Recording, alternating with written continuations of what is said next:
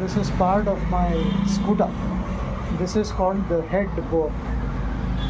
Now, I have been using the scooter for many years now. But one thing I didn't realize is along with petrol, it also needed some engine oil. Now this engine oil, if I had put, it would have worked well. ಇದು ಹಳೆದ ಇದು ನಿಮ್ಮ ಗಾಡಿದೇನೆ ಇದು change ಮಾಡಬೇಕು ಇದು jam ಆಗ್ಬಿಟ್ಟಿದೆ now look at this. There are so many parts on a scooter. ಗಾಡಿ ಓಡಿಸ್ಬೇಕಾದ್ರೆ ಖುಷಿಯಾಗಿ ಓಡಿಸ್ತೀವಿ, ಆದರೆ ಗೊತ್ತಿಲ್ಲದೆ ಇರೋದೇನೋ ಒಂದು ಮಾಡಿದರೆ ಪೆಟ್ರೋಲ್ ಜೊತೆಗೆ ಎಂಜಿನ್ ಆಯಿಲು ಹಾಕಿದ್ದಿದ್ರೆ ಇದು ನೀಟಾಗಿ ವರ್ಕ್ ಆಗುತ್ತೆ.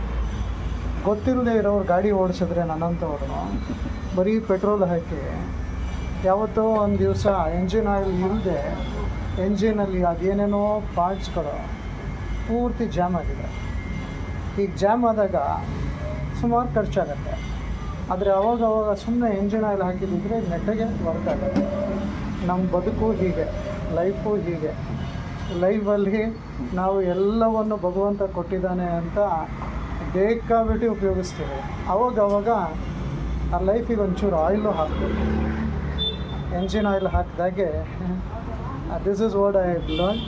ಆ್ಯಂಡ್ ಈ ಕೆಲಸವನ್ನು ನನ್ನ ಸ್ನೇಹಿತ ಕಲೀಮ್ ಮಾಡ್ತಾ ಇದ್ದಾರೆ. ಇವರು ಸ್ಕೂಟ್ರ್ ವಿಷಯದಲ್ಲಿ ಪರಿಣಿತರು. ಸ್ಕೂಟ್ರಿಂದ ಏನೇ ತೊಗೊಂಬಂದು ಕೊಟ್ಟರು ಅದು ಹೆಂಗೆ ಮಾಡಬೇಕು, ಏನು ಸಮಸ್ಯೆ ಗೊತ್ತಿದೆ. ಅದೇ ರೀತಿ ನಮ್ಮ ಬದುಕಿನ ಬಗ್ಗೆನೂ ಯಾರಾದರೂ ಬಂದು ಹೇಳಿದ್ರೆ ಬದುಕು ಎಷ್ಟು ಚೆನ್ನಾಗಿರುತ್ತಲ್ವ. Thank you.